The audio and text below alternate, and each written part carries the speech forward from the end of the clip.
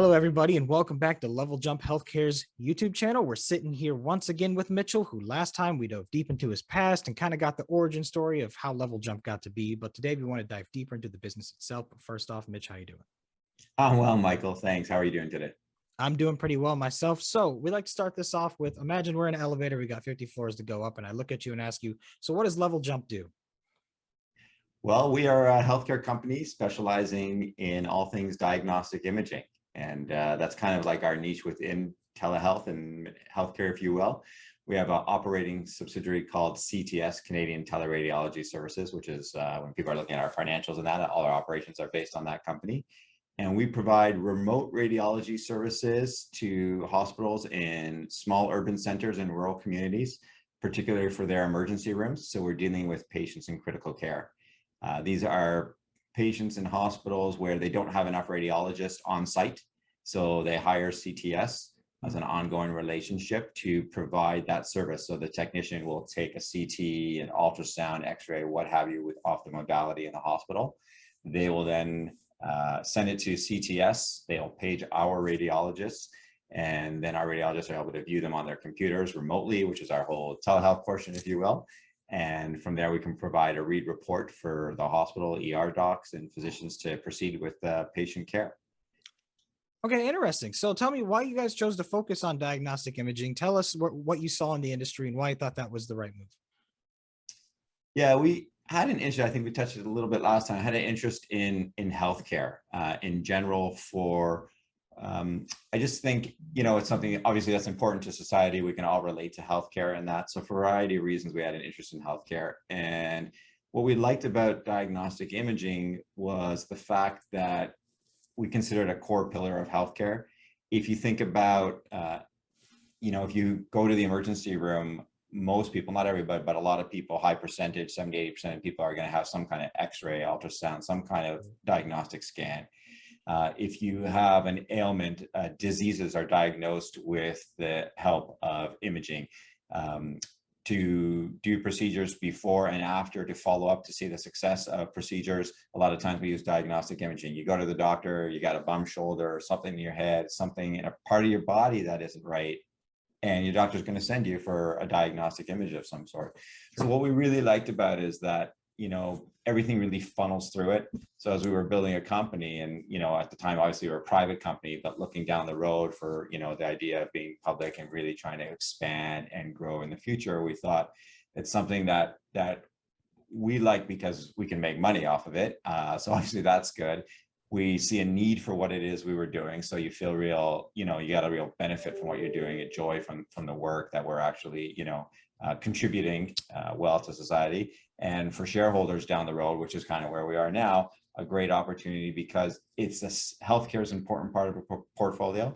And this is like a staple within that, if you will. It's like the milk or a utility because so much of healthcare funnels through imaging. Yeah, I mean, you're 100% correct. It definitely is one of the fundamental pillars of healthcare. There's always going to be a demand for it. It's going to be needed all over the world. Essentially, it's not going away ever. So I think you guys really nailed it there. But kind of moving on. Then you mentioned like the places you're working with. Can you tell me about some of the contracts or so on that you guys have? Yeah, so like I said, we do a lot of rural communities or small urban centers. When we do contracts, what's really kind of great about it from a company and now a shareholder perspective is the contracts will really become a partner of the hospital because they really depend on our service. So we'll provide service 7 days a week. We have some hospitals that we do 24 hours a day, like where they're entire radiology solutions. But most of our other sites or many of our sites will use us maybe from 5 o'clock or sometime in the early evening right through till the morning on weekdays, and then 24 hours on a weekend. So we're always generating revenue, and we're like a real partner with these hospitals and the community. So we really take an interest in that. But, from a business point of view, it certainly offers a great opportunity for growth, and longevity in what it is we're doing.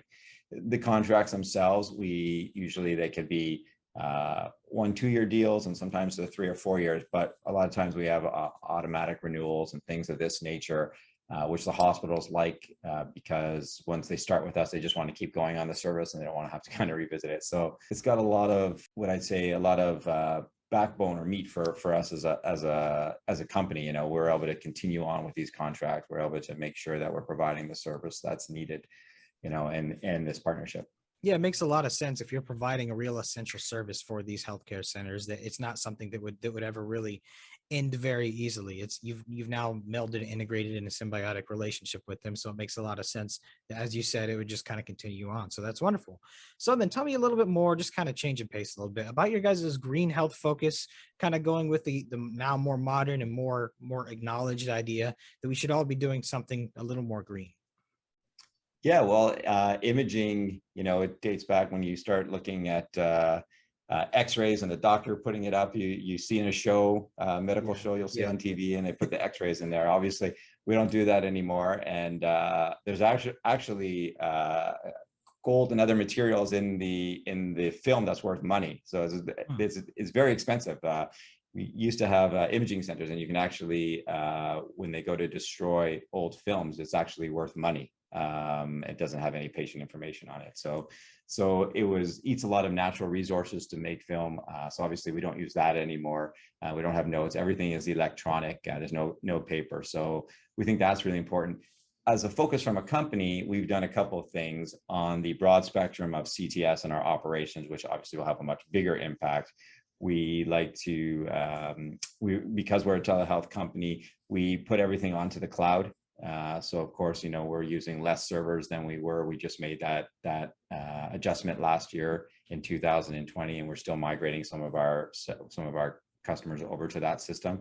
So that in the end, we'll use less resources. So we think that that's beneficial. You know, certainly inside our head office, you know, we've moved everything also electronically. And as we move forward and we look at new technologies, and that's something that's on our mind, is, you know, how can we do our part? Because it's certainly very important these days to everybody ask that question. Yeah, that's interesting. I'd never realized that those old films were actually worth money, and it makes a lot of sense then to just kind of negate using those at all, get rid of the paper and so on. And kind of again shifting focus once again. Do you guys have any real competitors in the space, similar public companies, and do you have any edge over them? There's no real public companies. So our operations right now are focused here in Canada. There is a couple of companies down in the States that are involved on the diagnostic imaging center. You know, as far as public companies, you have like Acumen, although Acumen, they're in the actual brick and mortar, where at the moment, all of our operations are based on the telehealth. So we're remote service. So it's a little bit different. In Canada, in our market, we're one of the main players in our industry, in our sector. We would have one major competitor, I would say, in Ontario that's probably similar in size to us. You know, we've built our reputation over a number of years. CTS has been around since 2004, and I started running the company and investigating the company first in 2008. Then we bought it in 2009.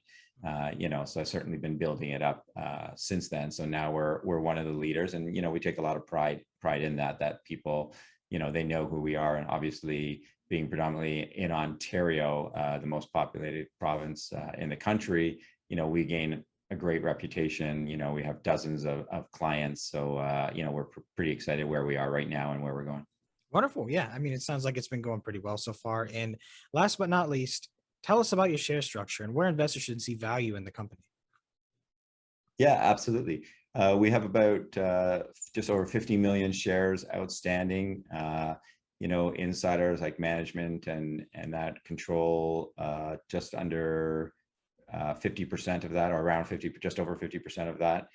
So it's very tightly held. You know, we just went public last December. And I think from a shareholder's perspective, when you look at it, we don't have a crazy amount of shares. We're not one of these companies that has, you know, 300,000 shares outstanding. You know, everybody's who's put money into the offerings, put it in at strong levels since we went public. You know, so there's no like 2-cent paper or any of this kind of stuff out there. So we think that that's really good. And as I mentioned, focusing on where we are as a company in healthcare, in telehealth, which obviously is big, particularly with the pandemic. We're a little bit more of a B2B, a doctor to doctor relationship versus a doctor to B2C or doctor to patient relationship, but we're still telehealth. And because we're that core pillar, I think it's important to look at a company like us in your portfolio, and obviously, if you're putting a stock, and, right now we're a penny stock, and hopefully we're going to grow that and mature from there as we grow the company, which we're looking forward to doing. But I think that certainly you should be looking at a company like us because we've been around, we have proven operations, we have year-over-year growth. In Q1, we announced our best quarter ever, and we generate free cash flow monthly. We have revenue on a daily basis. It's not just an idea. We've actually implemented what we said we were going to do years ago. And from there, we just keep growing it. So I hope that shareholders look at that and see the merit in, being a LevelJump shareholder and, kind of coming through for the ride, if you will. Wonderful. Well, Mitch, I think you did a really good job of laying out the company here for everybody. So I appreciate it. And thank you everybody for watching. And are you willing to offer people what's coming next? Anything they should be looking forward to or be excited about? From that standpoint, we can only say so much. What's on the public markets, I can tell you that, we said what some of our missions and goals were for this year as far as revenue targets, and we want to grow both on our telerad side and looking at doing some acquisitions in IHFs. We formulated the LevelJump Technologies subsidiary earlier this year, so we're working on what we hope will be some exciting things in that regard. So we'll just keep plugging through, and as news becomes available, it'll certainly be out there for the market to see, and we'll be here to answer questions and hopefully do more interviews. Perfect. Well, you guys heard the man. As more news comes over the wire, we'll let you know as soon as it is. If you have any questions, don't be afraid to ask. We'll very happily dive in anything you guys want to know. But for now, Mitch, thank you for your time today. Thanks. Have a great day.